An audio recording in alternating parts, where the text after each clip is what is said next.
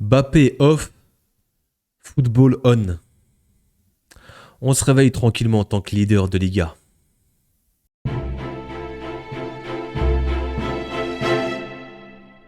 Les amis, très content de vous retrouver pour ce petit débrief matinal. On a rattrapé le match ce matin en replay avec le petit café tranquille. Hier soir, j'étais en famille, donc pas de football, pas de réseau, rien. J'ai juste vu le score 4 buts à 1. Je me suis dit, je vais me faire ça ce matin tranquille en replay, calmement. Et franchement, j'ai été agréablement surpris, les gars. Quelle victoire, quel match, 4 buts à 1 avec la manière. Et face à une très belle équipe en plus. La Real Sociedad qui restait sur quoi 11-12 matchs sans défaite avec leur nouveau coach. On va pas minimiser, on va pas banaliser cette victoire, les gars. Très très belle victoire avec des choses positives, des individualités, beaucoup de cohérence, mais sans un Kylian Mbappé. Les Bapix, je vous vois venir, les gars. Vous êtes là, je vous vois venir, les Bapix. Je vais vous appeler comme ça maintenant.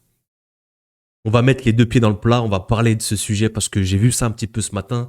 Le Real joue mieux sans Mbappé, on est meilleur, on a retrouvé un équilibre. Les joueurs savent faire des contrôles, des passes, ils savent tirer au but parce que Mbappé n'est pas sur le terrain. Est-ce qu'on peut nuancer un petit peu, les gars? Est-ce qu'on est obligé, pour valoriser quelqu'un, de descendre un autre? Aujourd'hui, en fait, dans cette société et dans ce monde actuel, pour valoriser et faire les éloges de quelqu'un, t'es obligé de descendre l'autre. Pourquoi?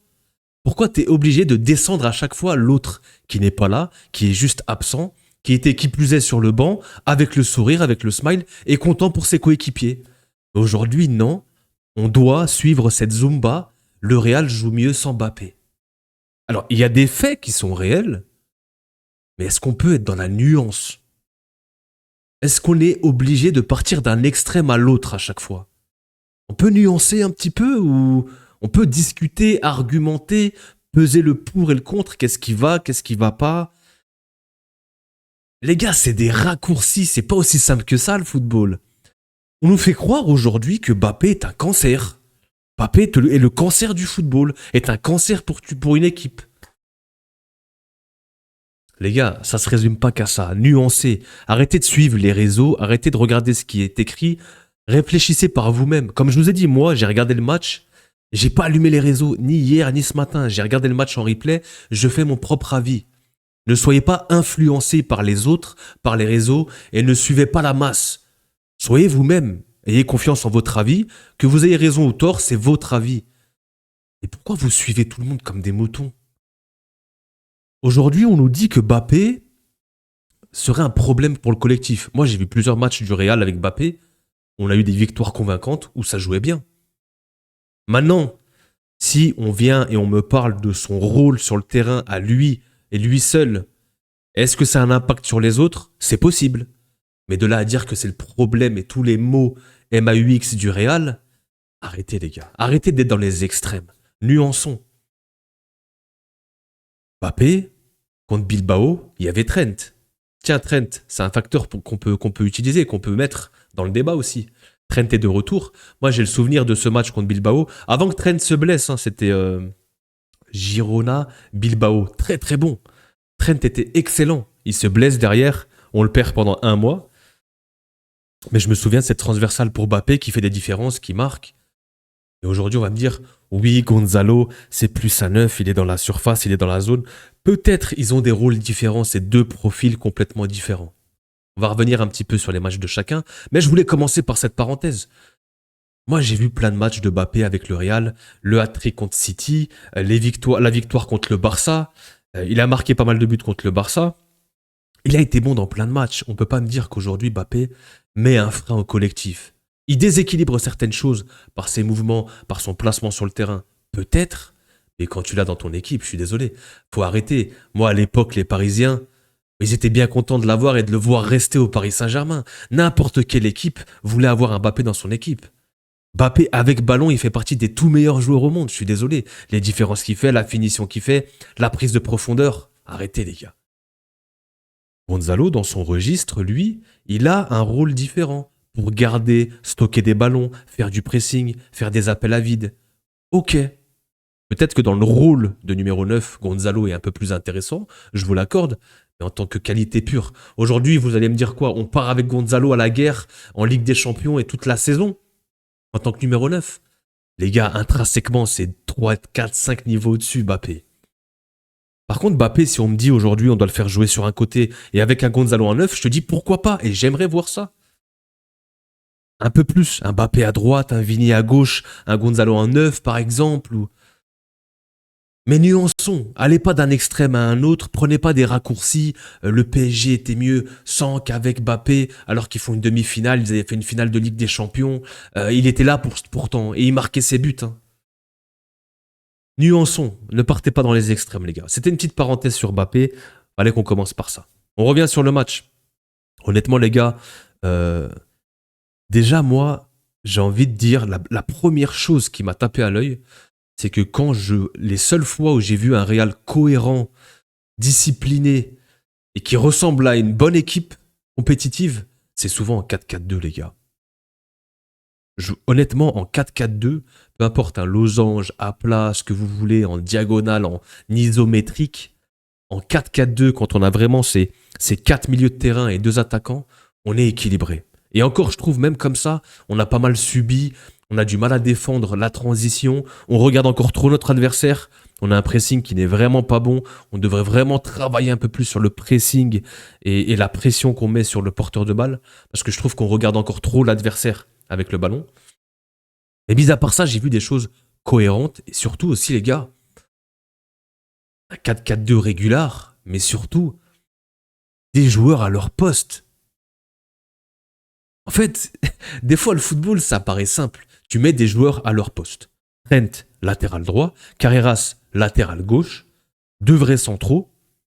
Huysen, Rudiger, un chien, un chat. J'aime bien reprendre la métaphore de Willou. Elle est parfaite. T'as un chien, un chat, complémentaire. T'as un milieu à 4, c'est que des milieux de terrain. Et t'as 2 attaquants.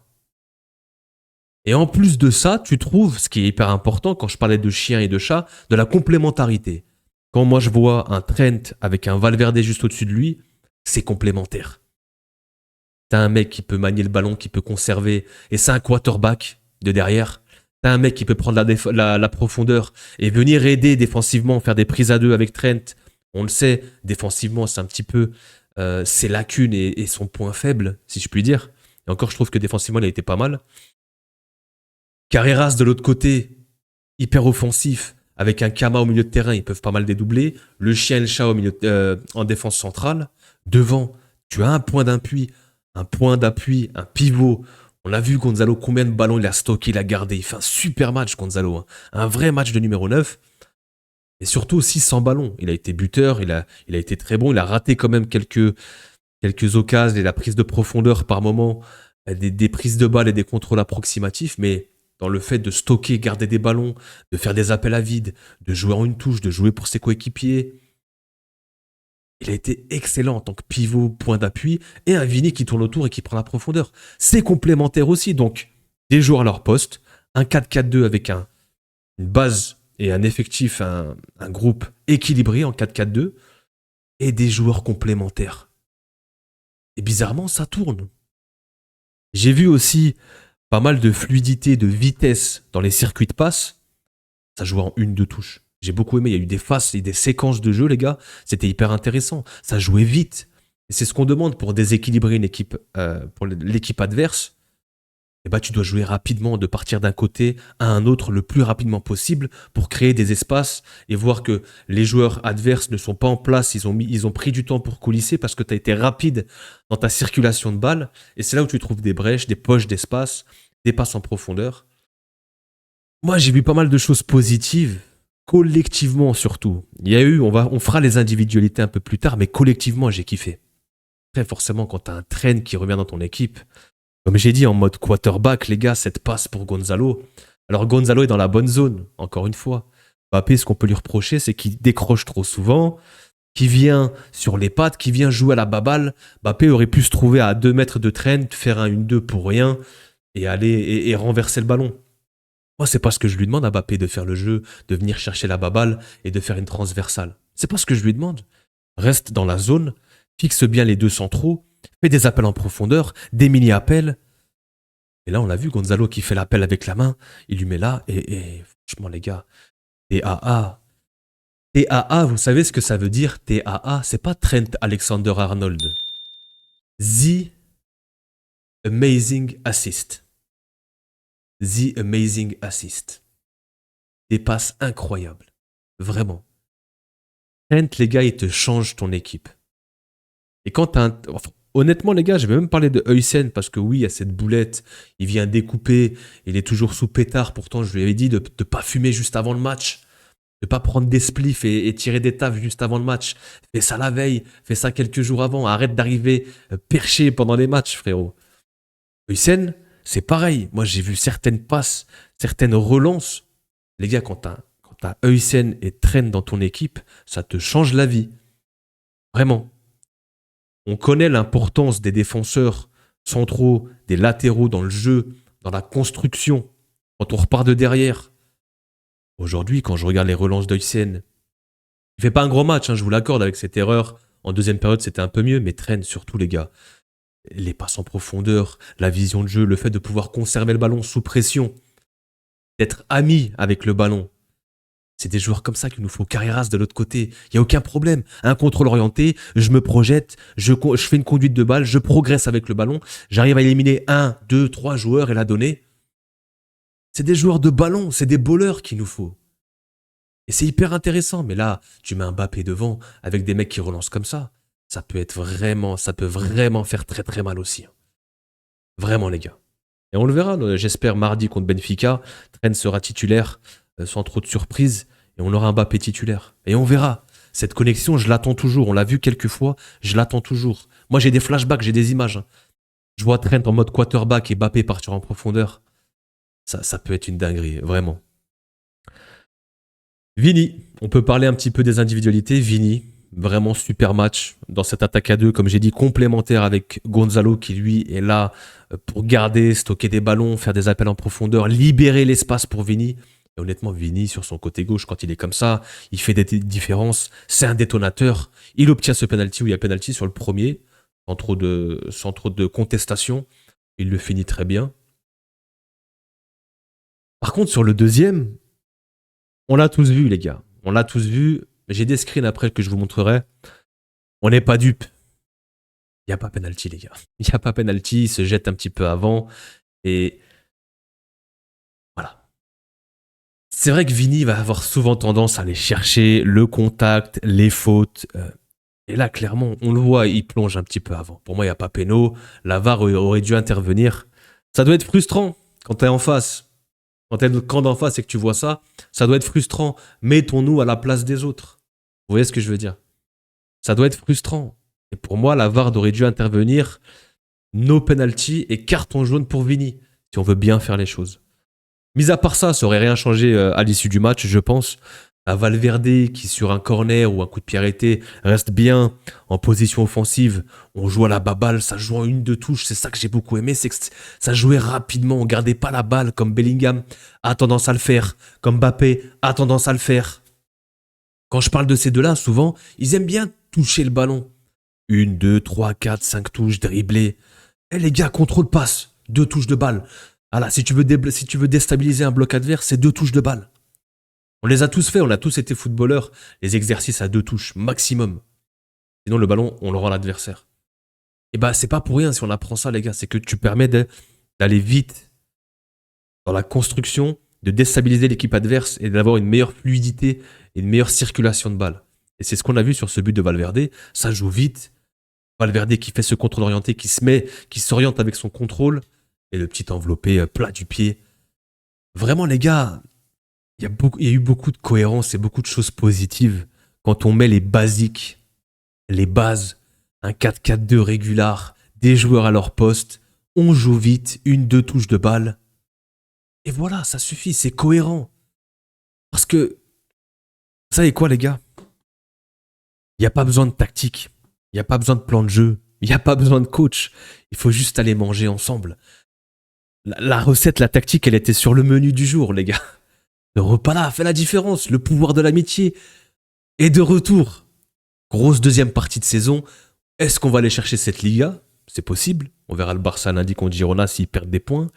En Ligue des Champions, on verra. Avec ce Real, on n'est jamais au bout de nos surprises. Même si pour moi, on a beaucoup de lacunes quand même. Mais au moins, j'aime bien cette image. On a retrouvé des mecs qui se retrouvent ensemble, qui se sont sûrement dit les choses, qu'ils ont parlé. Et cette cohésion de groupe, les gars, c'est un sport co. Sport collectif, c'est hyper important de faire des sorties et de se retrouver. C'est hyper important. Et pas que à l'entraînement et en match, mais même en dehors du football. On va revenir un petit peu en image, comme j'ai dit. Dieu fait qu'il ne se reblesse plus. On a besoin de Trent, les gars. C'est un des tout meilleurs à son poste. Et ce qu'il apporte avec ballon, comme j'ai dit, ce côté quarterback, ce côté où il peut, cette faculté, cette capacité à pouvoir garder, construire, conserver le ballon, être intelligent, sa vision de jeu.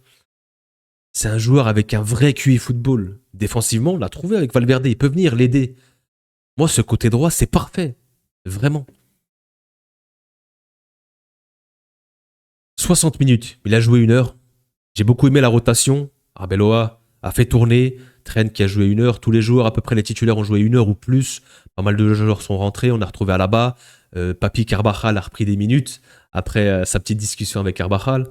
Il y a eu avec Arbeloa, pardon. Brahim Diaz, bien évidemment. Alaba qui est rentré. On a eu du Ceballos, du Cestero. C'est bien, on fait tourner, il y a de la rotation. On a un gros rendez-vous mardi. Une passe décisive, 5 récupérations, une grande opportunité créée, 2 passes clés, 8 passes longues, 97% de passes réussies, 0 fois dribblé. Valverde l'a beaucoup aidé sur cette stat. Gonzalo, pareil. Moi, j'aime beaucoup. Alors, il y a cette stat sans Mbappé, mais forcément, quand il joue avec Mbappé, il joue contre nature, il joue sur un côté. Et c'est ça où ça me dérange, c'est que je préfère voir un Mbappé sur un côté. Il a plus des gènes et un profil et des facultés à jouer sur un côté. Et c'est un ailier de formation, Mbappé.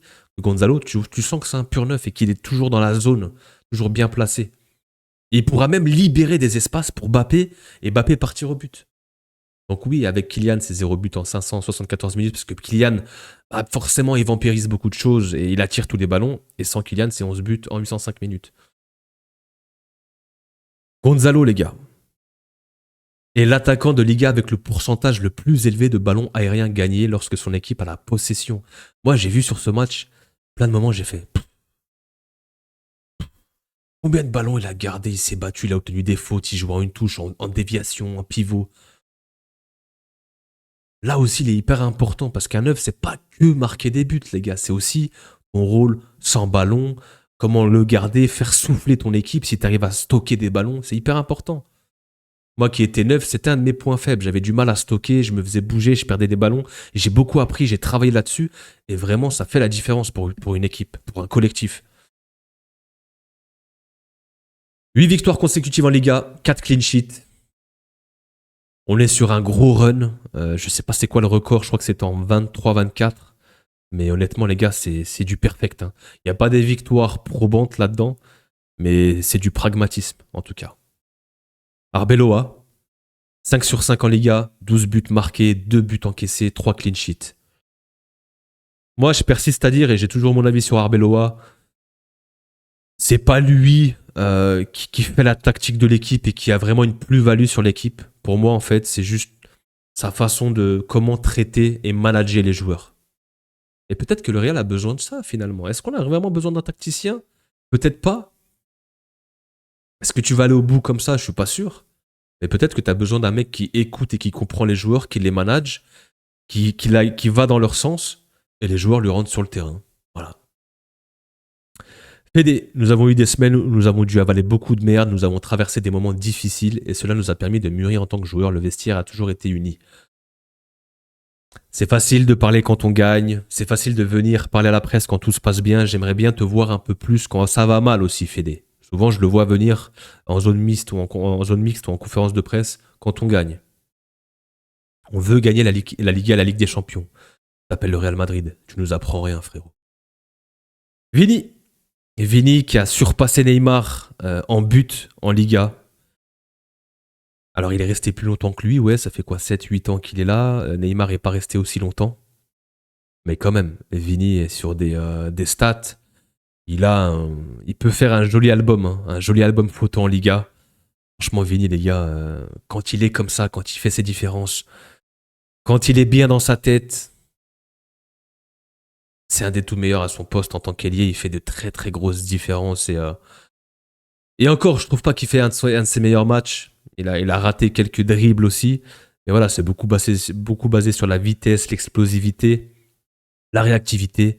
Mais Grande Vini. Honnêtement, Grande Vini. Il a atteint les 200 goals assists pour le Real. C'est 116 buts, 84 assists. Il fait déjà partie des tout meilleurs attaquants de ce club. Vraiment, il rentre dans la légende. Les 5 derniers matchs de Vini, c'est 3 passes D contre Monaco, un but contre Monaco, un but contre le Rayo, 2 contre la Sociedad, 7 passes D. Continue comme ça, Vini. Moi, je veux des stats et je veux vraiment un rendement de très très haut niveau. T'es un joueur élite dans ton domaine et dans ton registre et à ton poste. On veut des rendements et on veut des statistiques élites. Chapeau 1. Voilà, c'est ce que je vous ai dit sur le deuxième penalty. Pour moi, il y avait pas péno. Vini qui tombe bien avant le contact. Et le prochain rendez-vous, mardi, match aller de barrage, hyper important, contre Benfica. Très mauvais souvenir qu'on avait eu il y a de ça 2-3 semaines. Et ce ne sera pas une partie de plaisir. J'espère qu'on va montrer notre attitude. J'espère qu'on sera revanchard. Et j'espère voir une victoire tout simplement, ou au moins un minima pas perdre. Comme ça, on aura le match retour à domicile, où là, tu pourras aller chercher ta qualif. On s'est rajouté 2 matchs de Ligue des Champions, un peu bêtement, je trouve. Maintenant, on verra. C'est la deuxième partie de saison. Est-ce que ce repas a fait du bien? Est-ce qu'on va aller chercher cette Liga? En Ligue des Champions, c'est encore un autre parcours. Il y aura les tirages. Si on passe les barrages, on verra après le parcours. Si tu as un parcours plutôt simple ou pas. Mais en tout cas, on sera, quoi qu'il en soit, derrière l'équipe. J'espère que vous avez kiffé le débrief, les gars. N'hésitez pas, comme d'habitude, à like. Ça aide beaucoup pour le référencement. Venez en commentaire, on échange, comme d'habitude. Et nous, on se revoit très très vite pour de nouvelles vidéos. Prenez soin de vous, les gars. Peace.